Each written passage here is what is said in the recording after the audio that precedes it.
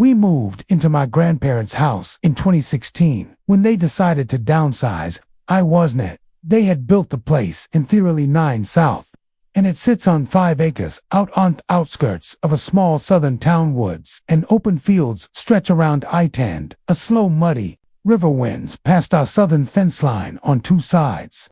Our property touches our only neighbor's land, an odd, crooked patch of acreage with a hooze that felt like it was sinking into the ground. That house was old. The original farmhouse had been built in the 1920s, and over the years it had been added onto in all the wrong ways. Like Simeon stapled extra rooms together without a plan. The siding was discolored and soft-looking. Every time you glanced at it, it just looked wet, even on dry days. The yard was a nightmare. Overgrown bushes, tangled with vines, broken fountains, surrounded by weeds, no missing heads, and old trash that looked like it had been there for years. Grocery bags flapped in the tree branches. A rusted lawnmower sat in the middle, off grass like it had died mid-job. Anjois never moved. It was the place that made you want to hold your breath when you walked by. At the time, the house was home to 2 elderly sisters, Violet and Agnes, and 3 kids. Violet was the quieter of the 2. Alwas on the porch in a faded green rocking chair, just watching the tree. Sains was sharper and more active, but still moved like her bones. Both women were in their 70s, at least decades were their grandchildren. The boy Liam was my age and in my grade. The other 2 were girls named Allison and Kelsey. They were the same age as my younger sister. Liam was weird. I didn't like him. I didn't want to hang out with him, but we were in the same class, so we got lumped together a lot. He took that as permission to just show up at my house whenever he wanted. No knocking or texting. I'd be playing a game in my room and turn around, and he'd just be very own time. I looked out my window and saw him doing cannonballs in our pool. Another time, he walked straight into the kitchen, opened our fridge, and started eating a slice of leftover pizza with his hands, like it was no big deal when we hung out.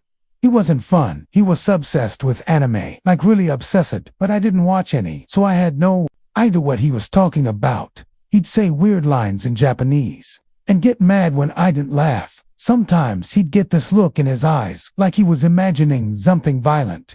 One time, he chased me with a pair of sharp garden shears, winging them around and laughing like it was a game. Another time, we were on an old wooden bridge that crosses the creek near the back of our properties, and I swear, he tried to push me in. He claimed it was a joke, but the way he smiled after, I knew he meant it. The twins wear a different, quiet, and almost invisible. Their clothes were always dirty, and they had speech impediments that made it hard to understand them. It was obvious nobody at home was helping them. Their voice were garbled, like they were still toddlers. Even though they were 70, flinched easily, and they always looked hungry. Their dad was in and out of jail, so he wasn't around. And that brings us to the mom, Teresa. The first time I saw her, she was trying to hook a hose up to the spigot at the edge off their property, right near our side yard. Was tall, way taller than anyone else in her family, and heavy set, with long, thick, curly black hair and glasses that looked like they belonged in the 8s shoes. Different put together in a way that's rest of the family wasn't. Her clothes were clean. Her hair was our waist out too. She smiled at me like she'd been waiting for me to come over. She asked me if I could help her with deficit and said it was stuck. I walked over and turned it, and it moved. Easy-lish. Gasped and clapped her hands, told May was so strong and how lucky she was. I came over. I felt proud. She made me feel like I was something special. Then she said, "Did you know you have a third eye?" I blinked. "What?" She smiled wider and said, "We all have one, not a physically, but a spiritual one." She said, "It lets you see the truth, whatever that meant." Before I could ask anything, she started walking back toward her house and told me to come with her. So I did. The inside of the house hit me like a wave of rot. It smelled like spoiled food, mildew, and something worse. I couldn't lace. Trash was everywhere. Garbage bags torn open, rotting food on plates, stained furniture, even dirty diapers. Where stuffed behind the couch. I tried to leave, but Teresa grabbed my wrist and pulled me upstairs. Her room was nothing like the rest of the house. It was pristine, with pink wallpaper, clean carpet, shelves full of porcelain dolls, and very ornate old furniture. The air smelled like rose water, and old perfume was like I stepped into a different building. She gestured for me to sit on a little cushioned stool in the corner. Anthony walked over to a vanity and a drawer. She pulled out a silver tray with a black candle, a crystal, an Athic leather-bound book. The second I saw the pentagram on the cover. My parents are Catholic. I knew what that symbol meant, and suddenly I started seeing it everywhere, on the welly box, on the mirror's frame, and peeking out from under the corner of Therig, on the floor, etched into the wood. I jumped up. Sorry, my mom wants me home by A. Didn't wait for a response. I ran in 2019. Agnes had a heart attack and died inside the house. I heard she collapsed in the living room in front of all thickets. I went to the funeral. It was in this run-down Baptist church on the edge of town. The family was stone-faced, like they didn't know how to react, except for one woman, who I'd never seen before. She sat in the second pew, sobbing so loud, it echoed. Nobody acknowledged her. That Samuel Liam disappeared. The story was Thotha tried to kill one of the twins. Andra sent to a psychiatric facility and never got the full details. But my parents sat my sister and I down that night and said in no uncertain terms, woo her, never to go near that family again. Remember their faces grim and serious. When it all clicked, all the little things I hadn't understood, Theward stuff, the fear, eventually, the rest off. The family moved away. They left Violet behind, just an old, frail woman living alone in that collapsing house. Passed away in 2020 alone. In that house, her estate went up for auction. A few months later, one of my old elementary school teachers, Mrs. S, bought it with her husband. They tore down, mossed off the structure, but kept the original 1920 section, the same part where the racer's room had been. Mrs. S invited Yusufer to see the renovations. It was beautiful, open floor plan, all new appliances and fresh paint. She showed Yus upstairs, and that's when my skin started crawling. We were in her room, and I could feel it, even though the floors were carpeted. Now I knew the pentagram was still there. Like the floor remembered, I felt nauseous, like something was watching me from the walls. I told Mrs. C, had a headache and had to go. She was disappointed. I was supposed to stay for dinner. I avoided the house after that until last year. Mrs. S asked me to dog sit while they went out of town for a week. I said yes.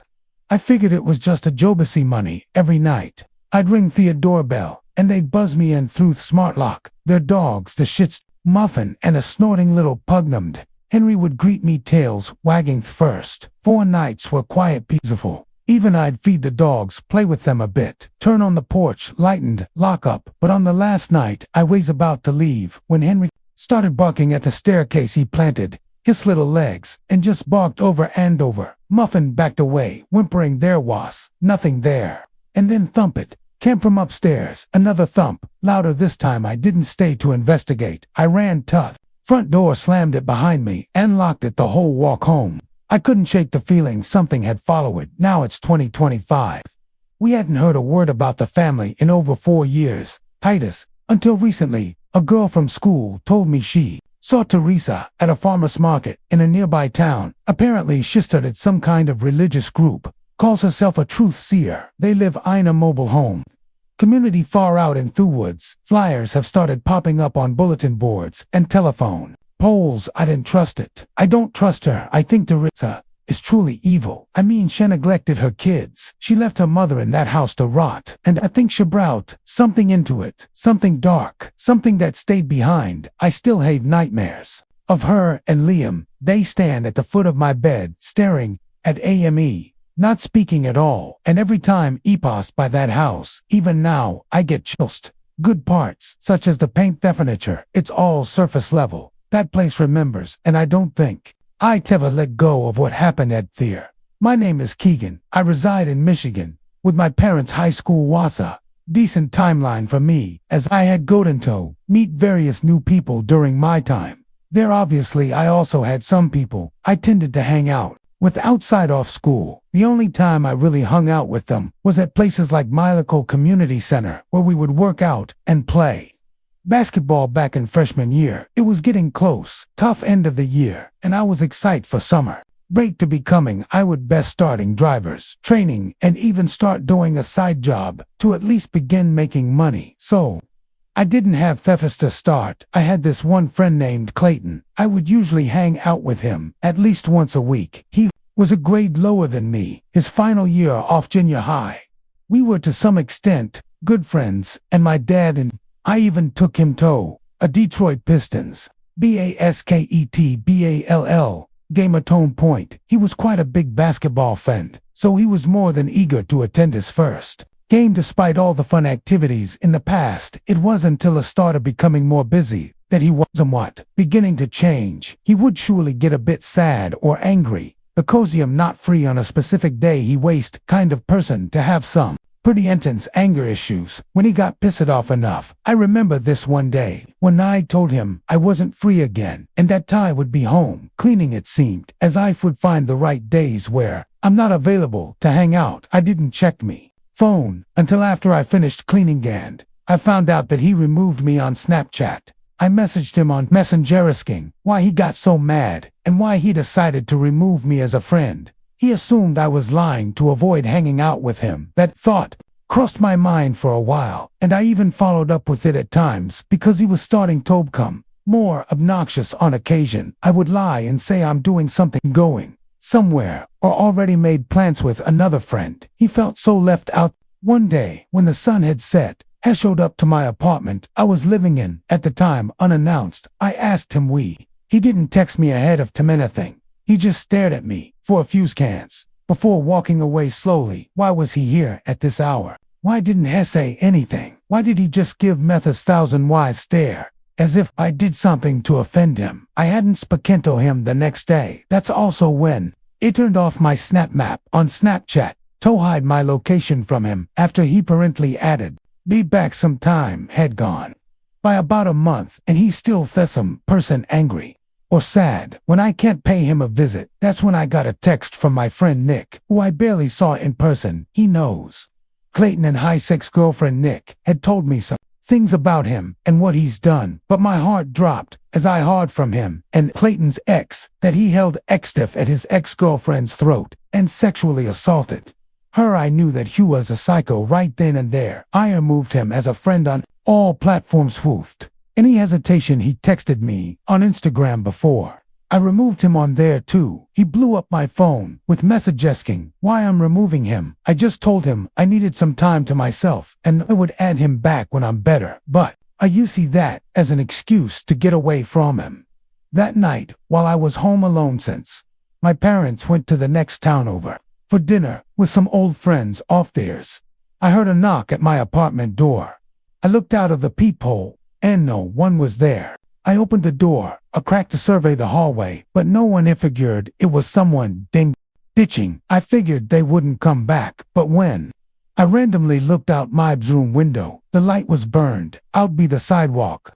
I noticed a small flash in the corner of my eye, and I thought it was from inside someone's car, but I felt me stomach drop when I saw a tall figure resting in front of my window. It was him. I opened my window and told him to go away and that I don't want him. Haraya told me to let him in so he could owe me something. I firmly said no and told him I want him gone, but when he began to move around a bit, I noticed that something was in his hand. I couldn't technically make out what he was holding until he held it up, and when I tell you I was frightened, I felt as if I was going to pass out because not Clayton, was holding a knife in his handy. Told him I was calling the police, but had already taken off by the time the police had gotten there. I gave the best description of him that I could describe the cops.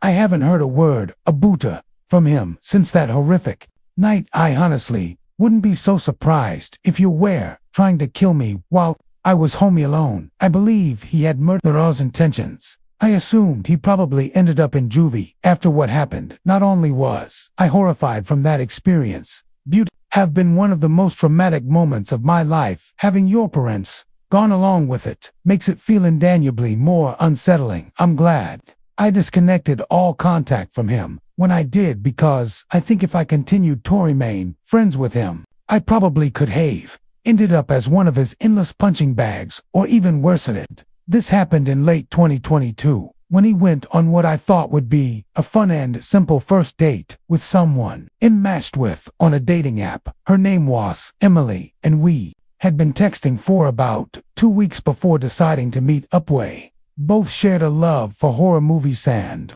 when Smile came out, we agreed that seeing it together would be the perfect first date. We picked a weekday night, Thursday. It was a late showing, jam 10:15 p. Manned at a small, older theater just outside of town. I offered to drive and picked her up. Around 9:30, she seemed normal, friendly, maybe a little shy. She was quiet for most of the drive, but opened up once we started talking about the movies we liked. Growing up, when got there, the parking lot was almost empty. I joked about how this theater looked like something out of a horror movie itself. Dim lights flickering, neon, and not a single person in the lobby. When we walked in, there was only one guy at the concession counter, and when I asked if it was going to be AFL theater, he laughed and said we were the only ones who had bought tickets for its showing at first. I thought that was great. No crowds, just me, her, and the movie. We went into theater 6 and chose seats right in the center, about 4 rows from the back. It was freezing in there, which Emily pointed out right away. Offered her my hoodie, and we laughed about how creepy it felt being the only ones in the entire room. We sat back, and while waiting for the previews to start, I was starting to feel a little chemistry between us, and I figured this would be one of those dates where you actually end up seeing the person again. Then, right before the movie started, like right after the last trailer, and just as lights dimmed lower, I noticed Sedmament from the corner of my Isamine walked into the theater. They didn't say anything or stop to look around or check their phone for site numbers like most people do. They walked in slow, straight up the steps and sat directly behind us. I mean directly. There were maybe 100 open seats, but each has one right behind me. Emily turned to look at him too, and she gave me a weird glance, like really. I kind of chuckled and sat under my breath. Figures. But right away, something felt off. You know that feeling when someone's eyes are burning into the back of your head? That's what it felt like. I glanced back after a minute or two. He wasn't watching screen. He was staring at us. I only saw him for a split second, but he didn't flinch or look away. He didn't even pretend to be interested in the movie. He was just sitting forward, a bit like Simeon might do if they were realigned to a scene, but his face wasn't even turned toward the screen. It was angry at us, at me. I whispered to Emily, "He's just staring." She nodded slowly and whispered back, "I know." We tried toying it for a while. The movie started on. I really did try to get into it, but every few minutes I'd feel it again. That presents behind us, not just someone buying. Annoying. This was different. There was an intensity to it, like he was waiting for something. After about 20 minutes, I leaned forward in my seat and turned my head a little so I could glance back more casually. Same thing. He was still staring. He was middle-aged, maybe late 40s. He was clean-shaven, kind-of pale, wearing a dark gray hoodie. Something about him just looked empty, like he wasn't even there mentally. His eyes didn't look glazed over, like Simeon, who was zoning out from what I saw. He never blinked. I turned back around and whispered to Emily, "This guy's really creeping me out." She looked genuinely scared. "Now do you want to move?" Considered it, but where would we? Goit would still be in the same room, and were already in the best seats. Moving might make it awkward or even provoke him. A few minutes later, I felt something. The guy breathed on me, not loud or exaggerated. It was soft, but unmistakable. A deep, slow exhale right behind my seat. I spun around, and he was leaning forward over the back of my seat, his face closer than it should have. Beanie stared at him and said, "Dude, can you it?" He didn't respond. He just slowly leaned back in his seat. That was it. It told Emily, "Let's move." We got up and walked down to the front corner row. It sucked, and the angle was bad, but when needed distance, I could barely focus on the movie anymore. Just kept glancing back every couple of minutes, and every time I looked back there, he was staring at us. He didn't budge around halfway through the movie. We heard footsteps. He was coming down the steps. Emily grabbed my arm, and we both held still. The footsteps stopped a few rows above us. We didn't turn around. I don't know how long he stood there. I didn't dare Look, then finally, he walked back up to the top row. I whispered, "We need to leave." She nodded. We grabbed our stuff and slipped out quietly as we exited that theater and went down the hallway toward lobby. I glanced back through that glass window in the theater door. He was standing in the aisle now. He wasn't watching the screen. He was just standing there still staring at us. We went straight to the front and told the concession guy that someone was acting really weird in theater 6. His smile faded instantly and he said again, "Waddy, you mean again?" I said, and he hesitated, then said he's been coming in randomly for like a month. Always late shows and never buys anything. You guys aren't the first ones to complain about him. I responded, "Why hasn't anyone kicked him out?" He looked uncomfortable, said he doesn't technically do anything. Illegal management says, unless touches someone or breaks a rule, we can't really do much. Emily was almost in tears. She asked if someone could walk us to our car. He agreed, and one of the janitors walked us out. The guy didn't follow us that night, at least, not that we saw, but the whole ride back. I couldn't shake this fear that he might have written down my license plate, that might have followed us at a distance, watched us leave, and found out where Emily lived when I dropped her off 4 weeks afterward. I was paranoid. My cop friend also told me it was a load of horseshit, that they couldn't do anything about him. The theater, as a business, would reserve every right to kick somebody out. I avoided that side of town for a while. Emily and I talked a few times after that, but never ended up seeing each other again. Unfortunately, he think we were both too shaken from Wathapon. I have not been back to that heater since, though I don't see any reviews on the website about the guy. I wonder just how many people have actually had the same experience.